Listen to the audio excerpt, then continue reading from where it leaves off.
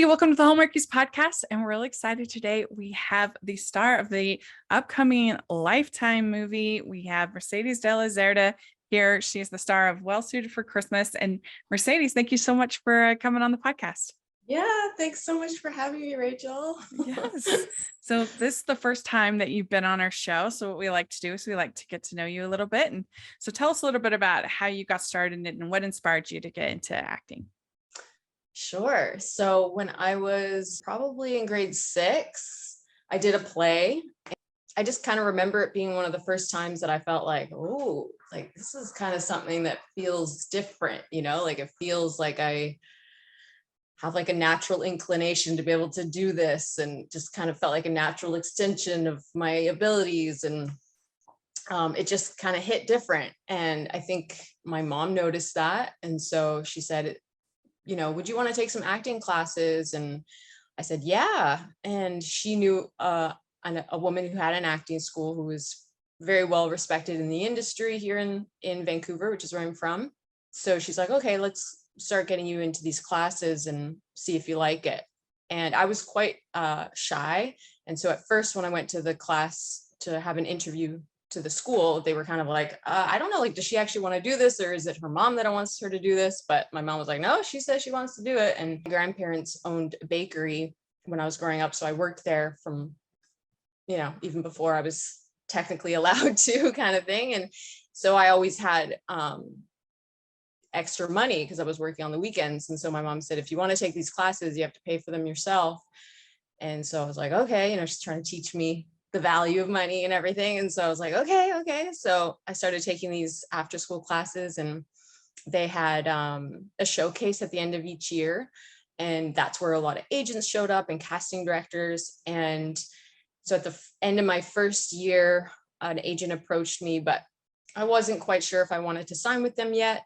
And so I did 2 years at that school. And then at the end of my second year at the showcase, then the agent that I was really interested in signing with was interested in signing with me. And so it's just like a perfect fit. That's when I got started. So I think I signed with my agent when I was 16, maybe. And then, just sort of been doing it ever since. Yeah, that's how I got started. Do you remember your first role that you ever got on camera? Yeah, it was actually my very first audition. So it was like kind of, I think they kind of could tell in the audition, like, oh, she's brand new and she's so excited to be here. So I think it was for a show called Together, like with a 2. It was do you remember that? It was like a satire on a boy band. Nice. And I auditioned for some girl with like a line at a concert. I can't remember what she said. And then they called me later that day and they're like, you got the part, but not for that role. You got it for another role. And it's just of like crying girl number 1. So I was supposed to be like a girl in the audience, and one of the guys in the boy band comes off the stage and I just like burst into tears. And so I was like, oh my gosh, like this is going to take like every acting ability I have to be able to cry on cue, and like took it so seriously. But did you freak out when you got it? Were you so excited? Yeah. I was just like, oh, this acting thing's easy. Like, oh, like you just get jobs like that. Little did I know. That's funny. Yeah.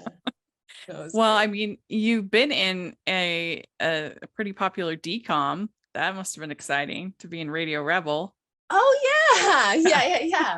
Yeah, no, that was so exciting because it was Disney, right? Like, yeah. I mean, I grew up on Disney. It was all about Disney. So when I got the Disney TV movie, I was just like, the dream come true. Yeah, and it was such a fun script, fun role. It was, that was a really cool, that was a really cool experience. And then, it's kind of like had a bit of a resurgence because there were like some clips of Debbie Ryan's character going around TikTok for a while of like her reactions or something. And so I remember seeing that and I was like, oh, that's so funny. Like it's sort of coming back as like everybody who grew up with it kind of got older, right? So anyway. Yeah. So you were on Hemlock Grove, which was the first Netflix original series, I think. Pretty sure. Was it? I didn't even know that. Yeah, pretty sure it's the first because they're actually taking it off of Netflix. So I remember reading an article a couple of weeks ago saying that they're taking off the first original series from Wow. Netflix. It was at least one of the first for sure. Yeah, that's really cool. So that, I mean, I think it aired in Canada first, and Oh, then okay. yeah, well, I don't know, I'm no expert on the show, but Yeah. anyway, they was an important show in a lot of ways. Was that fun to work on? Yeah, that was really cool. I Yeah. had just moved to Toronto, and Okay. it took me a while to like get an agent out there, and then I finally did, and then booked that role, and it was really cool because it was like multiple episodes. So my character got to return, which meant I got to like get to know some of the cast, and yeah, it was a really cool Mhm. show to work on. I think I was on their last season, so it was kind of wrapping up, Oh, okay. and so there was a lot of like kind of major things that were happening, like characters who were dying, and you could just tell the cast was sort of like, oh, I remember we were all sitting around and people talking like, oh, what are you doing after this? And everybody was sort of like getting ready to say their goodbyes and have Mm, like their character's final moments. So yeah. it was kind of cool to be a part of that for sure. Yeah. Ho, ho, ho. We'd like to take a second and thank our sponsor for this episode of the podcast. It's the Hallmarkies Patreon. Do you love Hallmarkies podcast, especially at Christmas? Do you enjoy the holiday previews, recaps, interviews, and bonus episodes? If the answer is yes, please consider supporting the Hallmarkies Patreon. We need your help to do what we do both during the Christmas season and all year round. But not only do you help a podcast led by strong, independent women by becoming a Patreon, you get to become a part of the Hallmarkies family. Starting at only $2 a month as a patron, you will have access to our Facebook Patreon group where we talk about the movies, shows, and more all year. We also have many monthly patron watch-alongs with guests like Lacey Chabert, Natalie Hall, Paul Campbell, Mary Lou Henner, and more, giving their behind-the-scenes details of their films. As a patron, you also have the chance to provide input into the podcast and even join us at different tiers. So this Christmas season, spread some cheer to the Hallmarkies Patreon and become a member today. You won't regret it. Go to patreon.com/hallmarkies to learn more. That's patreon.com/Hallmarkies. You were on the War for the Planet of the Apes. What is that like to be in such like a big production like that? It was so it was just so cool to work with people who are like truly like masters at their craft, like Mhm. just at to not only be around people that are that talented and like really with that level of skill, but then also with like the budget to be able to support their vision. So it was really, really cool. Like just to even sort of sit back and watch how these people worked. And, I've been on a number of sets where, there's maybe certain tensions with certain like creative people and decision makers. And that could really slow down a production and it can add unnecessary tension on set. But they're like, and working at the scale that they were with the types of budgets that they were with the resources that they had, it was just so cool to see how smooth it all ran. Like the decision makers were so collaborative. Like I remember watching the director and Andy Serkis, and like every minute on a set like that is thousands of dollars that it's just like adding up. And so you think like, okay, we got to move fast. Every movie set, they're always trying to move fast, but on that set they were trying to decide what they were going to do for this scene, and they were just two guys talking about like, what do you think? Yeah, maybe like that. And then one would have an idea and everybody's just waiting on set, right? We're all just sort of like waiting. Everybody's waiting for them to make a decision, to make a final call. And they were like, Andy Serkis had a thought and he's like, I was kind of thinking it'd be like this. And then they would spend 15 minutes on that idea before actually making like a final decision. So it was just like, it was so lovely just to see how like these creatives mind works, and then how they were able to execute it. So Is it hard professionally. Yeah. when you have these like guys with ping pong balls and the suits and everything like this for the motion capture? Is it hard to imagine, okay, this is an ape, this is what's really happening? Yeah, it's super hard. challenging. Yeah. Yeah. Does for the sure. director do they help you kind of get a feel for sort of what is happening in the scene Yeah. and what it's going to look like? Yeah, you do it several times. And it's kind of funny because just the way that that technology worked at that time, I don't know if it's changed. When the camera was actually on you, there wouldn't actually be like even the motion capture actor in front of you. They would have to remove them, and it would just be like a little piece of tape.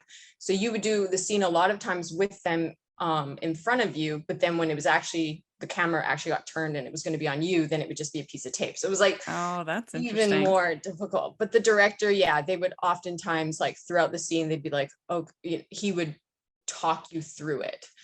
So he'd be like, okay, like, just think of the ape as like 4 times larger than what you're seeing here, to be able to like take in the scale, for instance. And yeah, I think I was working on the 3rd movie at that point, so they really knew how to help the other actors get there for sure. That's interesting to me. Yeah. So you've done a lot of variety over the years, and so I'm just curious, do you have a genre that you prefer? Obviously this Well Suited for Christmas is a rom-com, but do you have one that you particularly like working in more than others? Oh, that's interesting. I don't know. Yeah, I've done some like heavier shows for sure. I don't know that I have a particular genre that I just love. Honestly, it just has to do with like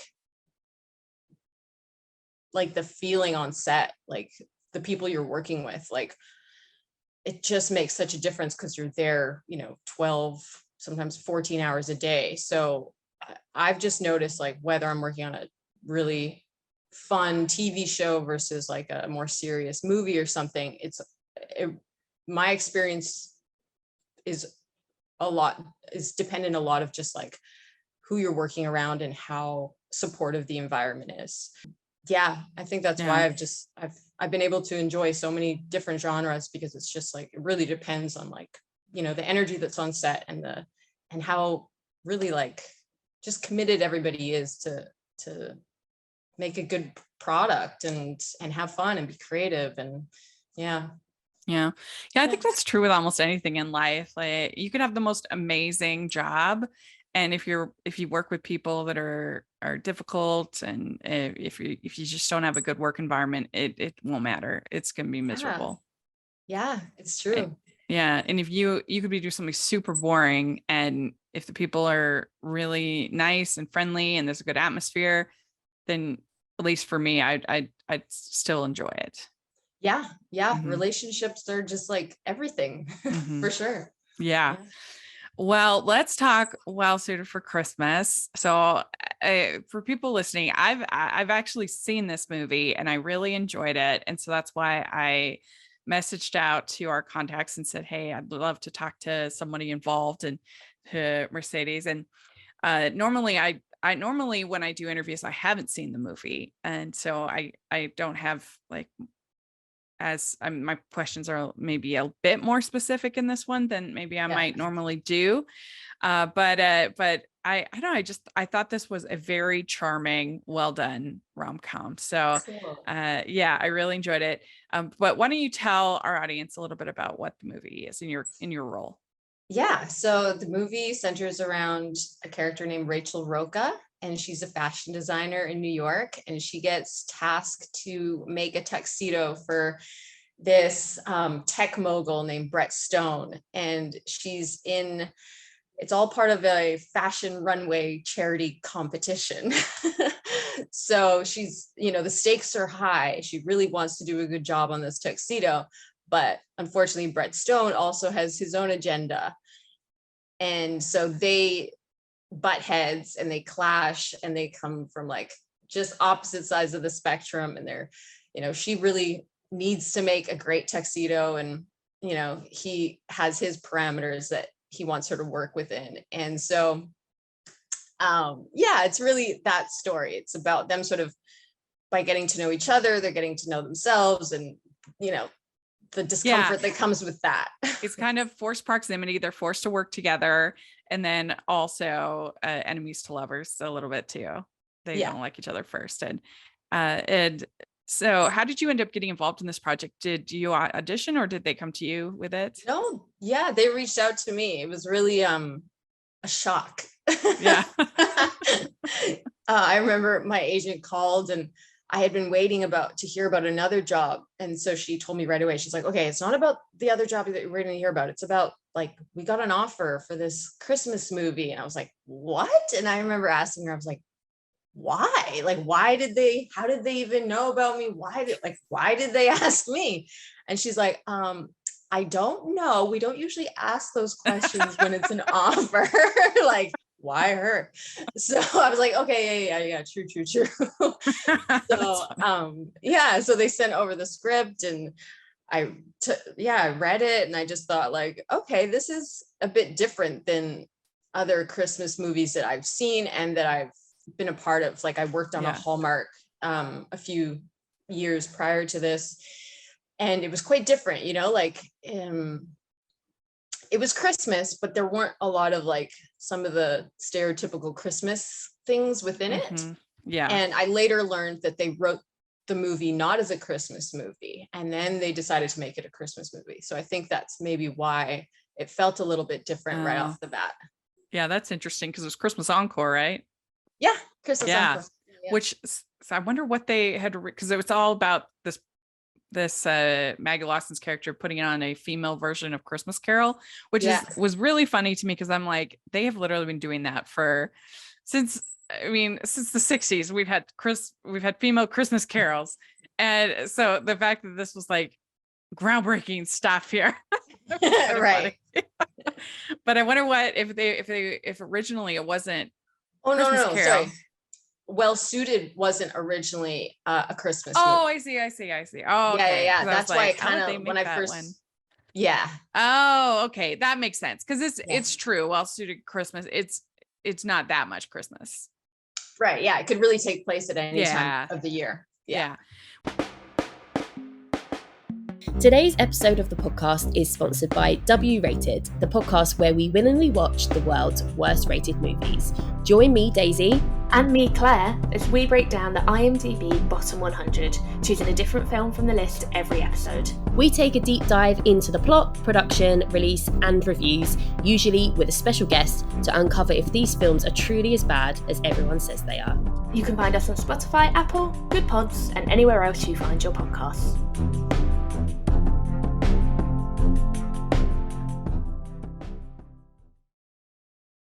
They originally have all of these sort of Spanish elements into your character and into the script, or is that added when they added you? When I read the script, there were those Spanish elements. Yeah. The character, my family was originally from Peru. And then after I got cast, they found out that my family is from Bolivia, my father's side. Okay. And Bolivia and Peru are quite close. And there were a few things that needed to change in the script for it to be accurate to Bolivia. But they decided to do that. And I was like, okay, yeah, that's great. So yeah, that might be why they kind of thought of you, because for sure it had this. Yeah. And I really liked your mom and dad in the movie. I thought they was very sweet. And the whole thing of that when he says, if you want to see the rainbow, you have to face the storm. That was very sweet, I thought. Yeah. My parents in that movie are just like, I love their relationship. I love the relationship that they have with Rachel. I just think like they're like a real, like the heart of the movie. And I loved working with Stephanie and Xavier. They were just like, Stephanie's one of like the funniest actresses that I've been able to work with. She's so funny. She's such a riot. She was such like a good energy on set, making everybody laugh, cracking jokes, really like her just being herself on set made everybody feel like they could be themselves too. And so it's just like, it was such an amazing it felt like you could feel that energy. And I'm just looking at your Instagram, it seemed like this was a really fun movie to make. Yeah. We all got along so well. Yeah. Everybody's just like really happy to be there. And there's just like a really great level of professionalism mixed with just like joy and excitement and energy. Was it fun to play a fashion designer with all of the different clothes you had and that kind Yeah. of thing? Yeah, I never get to dress really cute in movies or TV. I'm always like, gritty and never Yeah. like, dressed up and pretty. So that was really, really fun. Yeah, and all the outfits. Oh my goodness, the first wardrobe fitting, it was just they just kept coming with new outfits and I was like on cloud nine. Yeah, especially that final dress, the green dress. Yeah. That was very pretty. Yeah, they did Yeah. such a good job. They did. They really did. It was fun. So I thought that you and Franco Presti had really nice chemistry. And so did you do anything to help make that happen? Do you like a chemistry read or anything like that to kind of build your chemistry? Yeah, we didn't have like a chemistry read prior to being officially cast or anything. But what we did do, we were both staying in the same like hotel. And so prior to filming, we were there maybe for 5 days prior to starting filming. I can't remember, 3 to 5. And so we got in touch and we went for coffee just to have like just to meet each other because Mhm. that first day of filming it was the first kiss. Oh, I feel like they do that a lot. I hear people Yeah. saying that they schedule that on the first day, which is really interesting. I don't know why they do that. But we were kind of like, okay, maybe we should meet first before we have to do that. Yeah. And so we went for coffee and then just, in getting to know each other, we realized like, oh, we've got a pretty similar style in terms of preparation. And so we were like, do you want to run some scenes? We've got a number of scenes that were pretty important. And Mhm. so we decided even before we started filming, like, I think we had a couple days. And so we were like, okay, let's meet, tomorrow for an hour in one of the like rooms in the like one of the office spaces in the Yeah, hotel yeah. in the lobby kind of area. And we're like, let's just run the scenes, let's get it on our feet. Let's, try different things, kind of have a bit of a rehearsal on our own so that when we get to set, we just kind of like are off to the races. So yeah, we were both totally on the same page with that. And it was great. And then, just getting to know each other and talking about each other's backgrounds and, our lives back home and all that stuff really helped for sure. Mhm. Yeah.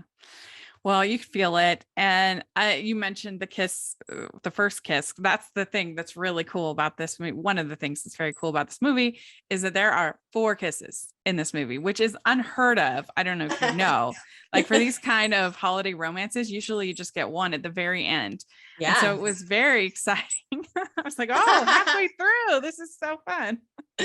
Yeah, I was really excited about that too. When I first read it, I was like, oh, this is different. It's Yeah. not just like all culminating to this moment and then it's like pure bliss and then, fade to black. It was Mhm. a bit more like dynamic than that. And I really liked how they put the kiss kind of just past midway in the movie, Yeah. I think. Yeah, it was And- right at about the hour mark, including Oh, okay. ads.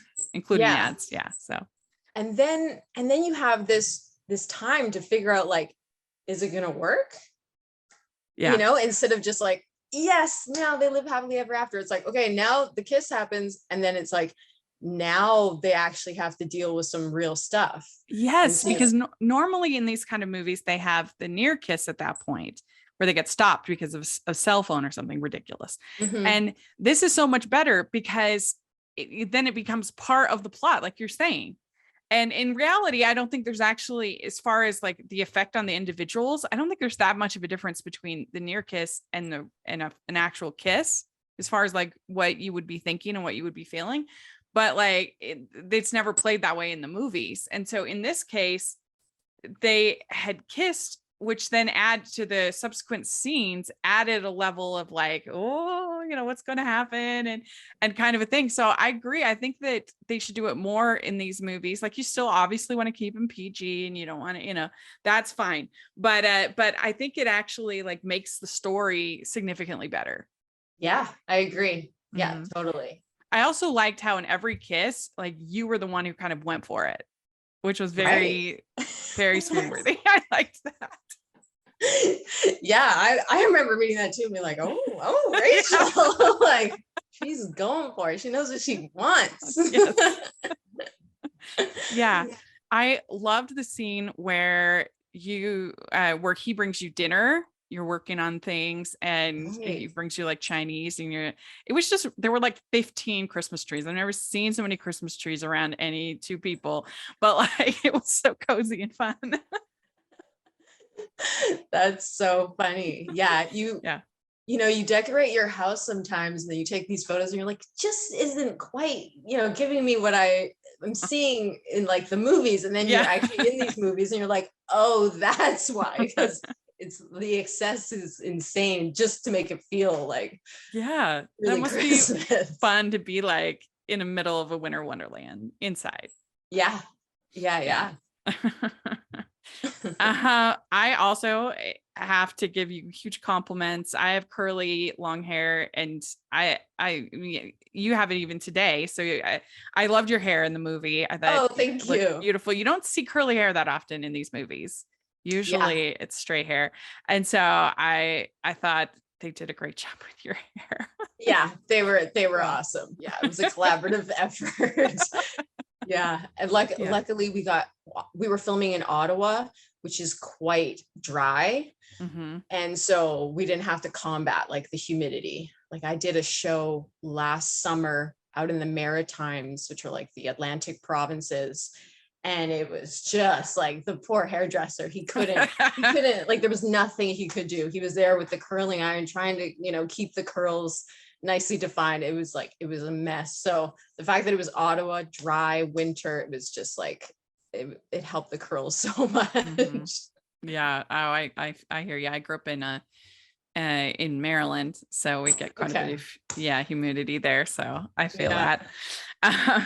Well, I loved the second kiss scene. It was really good where you're talking and he wants to walk you home from your date that you'd had. And you're like, well, I don't need to be walked home, and kind of have this back and forth. And he's like that he says he wants to kiss you. And he's like, you say, you plan to kiss me? And that was very flirty and very, very fun. And then at the end of the day, you say, maybe I am up for that kiss after all. Yeah. I mean, I'm not too tired for that kiss. And you again went for it. And it was a great scene. I enjoyed it. Yeah. That was actually, I'm getting them mixed up, but that was the first scene that we shot together. Okay. Yeah. So that was the scene that we were like, hi, nice to meet you. Yeah, no, and it was so cold. Oh my gosh. I don't know if you can tell because I haven't seen it, but our lips, like even saying our lines, it was like everything sounded like it felt like because it was just so cold. I think it was April that we filmed. And yeah. And it's a fashion movie, so you want to look nice, and they put you in these slim coats and everything and these little shoes. Yeah. But it was freezing. Oh my gosh. So yeah, that was a fun and tough scene to do because it was just like we were excited to be there and like having fun, but it was like so cold. Well, that's better though than it being super hot. A lot of these Christmas movies are filmed in like July and August, and they got all the coats. That's true. And then you're just sweating in your coats. Yeah.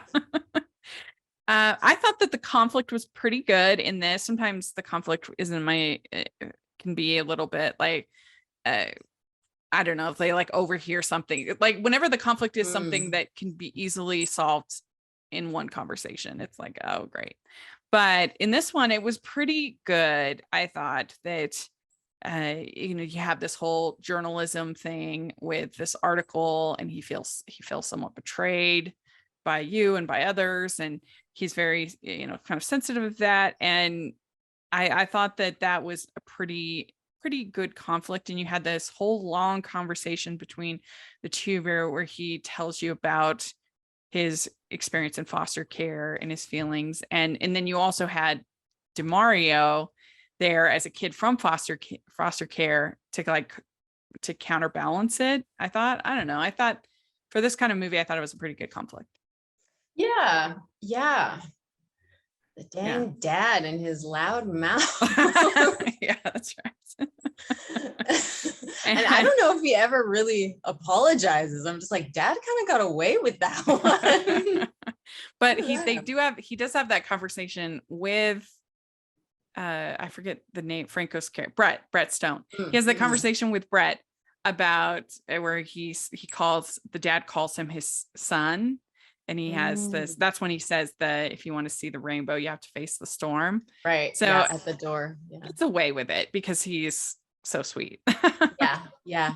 I really like the DeMario character as well. I think he gives like a good insight into a part of Brett that maybe he can't really express himself, because they both kind of have a similar background, and it really softens Brett as well, and kind of helps me see Brett in a totally different light. So and there's like this auction for the foster care, and he keeps getting bid on very high, and you're getting more and more kind of jealous, and then he tells you, he says he bought himself, that he had somebody else bidding, right.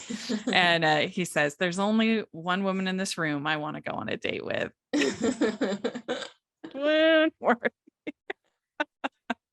That is a great line. Yeah.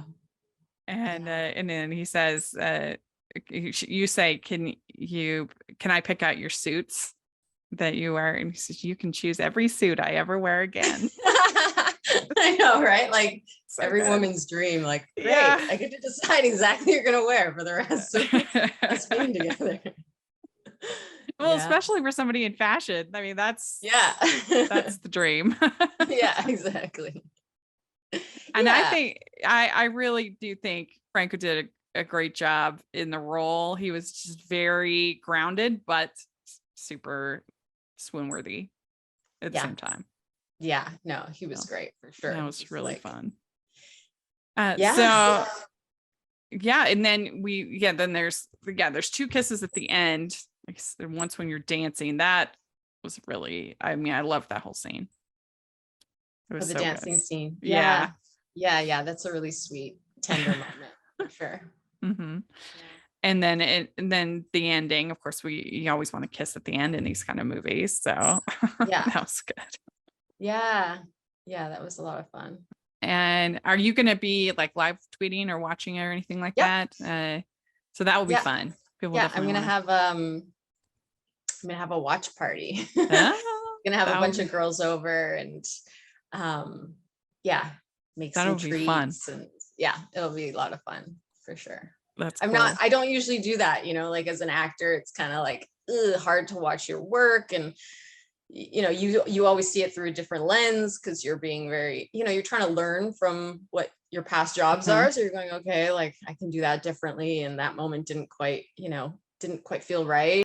I've been really supported in this role and everything, and just had a lot of like an outpouring of love from friends and family, and they're just like, we want to watch it with you. And usually I just watch it by myself, and like well, and to be the lead and everything, I mean, that's really fun, right? Or I think it's usually more of an ensemble thing. In this case, it's the lead, and I think it's a really sweet, solid little movie. I think you should be very proud of it.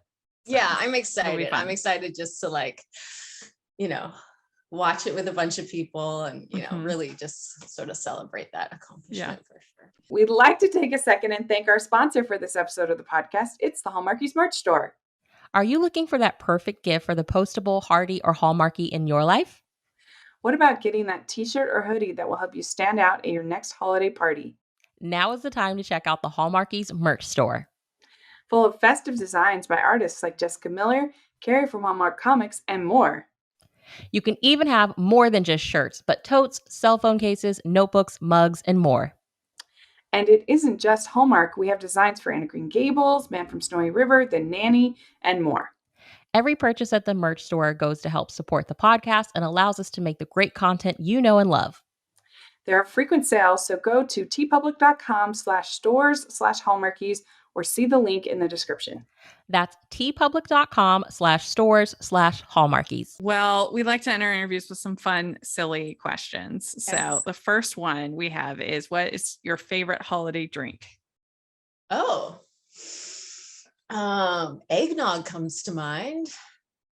And I feel like that's really the only one that really changes. Maybe a good hot chocolate, actually. Yeah, I'd say I would take hot chocolate. hot chocolate over eggnog any day of the week for sure. Like a really good one, where it's like just basically liquid chocolate, like one of those. Yeah. That's good. All right. What's your favorite holiday cookie or treat?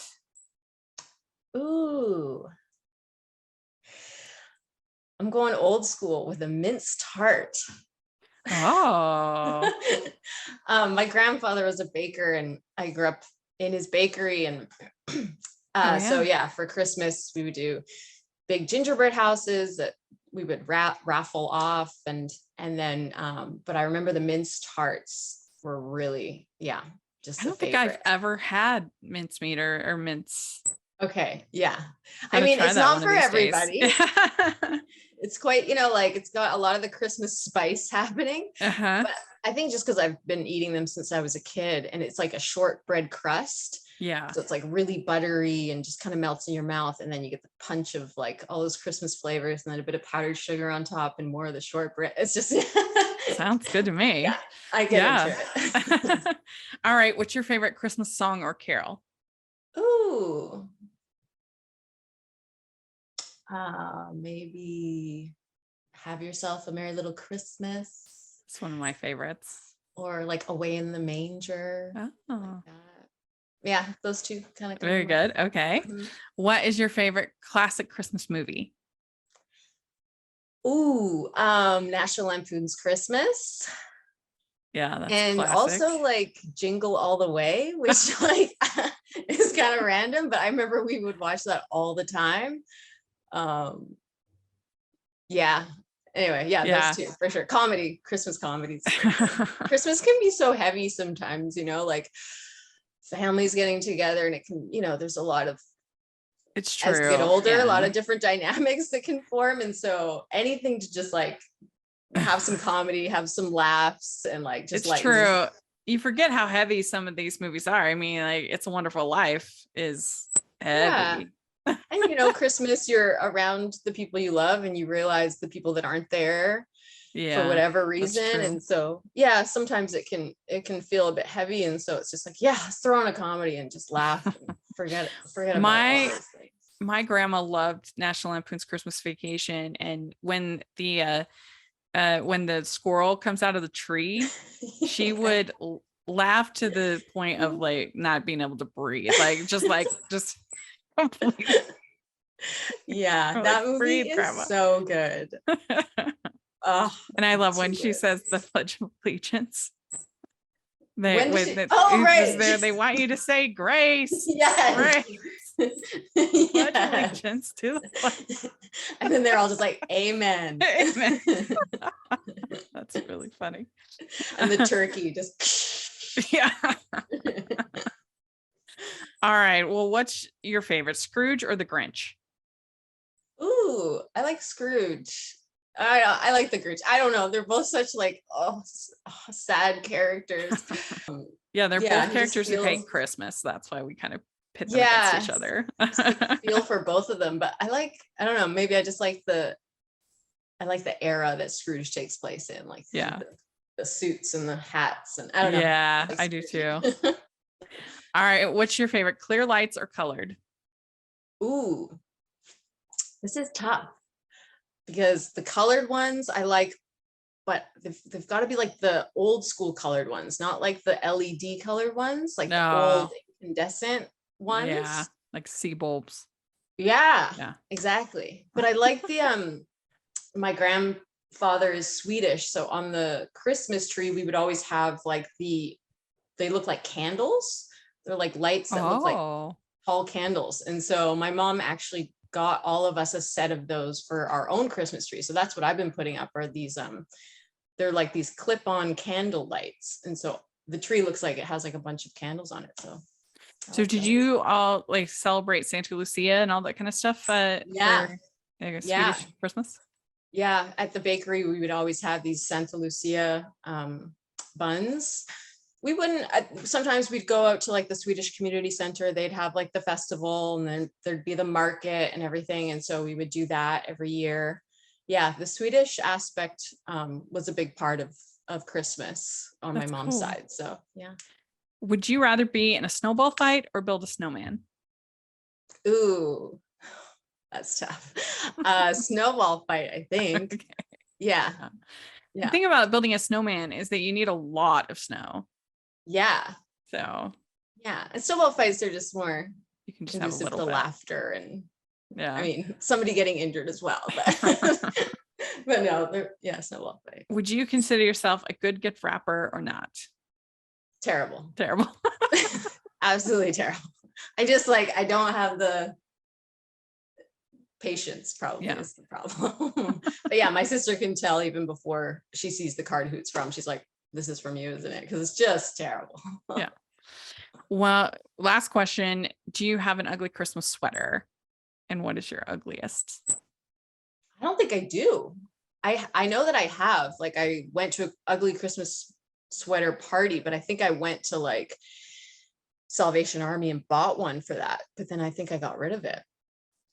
So I don't think I do.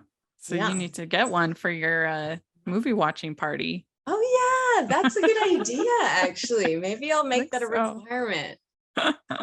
Or like I'll say like bring a sweater and we can like craft them and make Oh, that'd be fun. You should do that. Yeah, get some just some glue and whatever. Yeah, I have a bunch of stuff actually, a bunch of little like weird crafts. So yeah, that would be fun. That would be fun. Well, especially because your character's a designer, so having people make something, that'd be perfect. Good call. Yeah, I like that. Tying it all in. Yeah. Well, I'm very grateful for you coming on to talk with us. Thank you so much. And I did enjoy the movie. People can watch it this Saturday on Lifetime. Sunday Yes. on Lifetime. And how can people follow you on social media, all that fun stuff? Oh, I'm on Instagram, Mercedes Della Zerda. Yeah, pretty much Instagram. Yeah, so we will have that all in the description. People can follow you, and I hope you have a very Merry Christmas. Thanks for coming on the podcast. Thank you. Merry Christmas. We'd like to thank Mercedes for coming on the podcast. This was so much fun to get to talk with her. Please let us know what you think about all the different things we talked about in the comments or on Twitter. And you can find me at Rachel's Reviews, all of our social media, iTunes, YouTube, and on Rotten Tomatoes. Check that out. Also, make sure you're following us at Hallmarkies Podcast and Hallmarkies Pod, all of our social media. And if you're listening on iTunes, please leave your ratings and reviews. That really helps us a lot. And if you are watching on YouTube, please give the video a thumbs up and subscribe to the channel. We appreciate that so much. We also have the Patreon group where you can get tons of fun perks and get to be part of watch-alongs and our Facebook group. So please take a look at that. We also have the merch store, which has tons of festive designs. And so please take a look at that. And thanks so much again to Mercedes, and we'll talk to y'all later. Merry Christmas.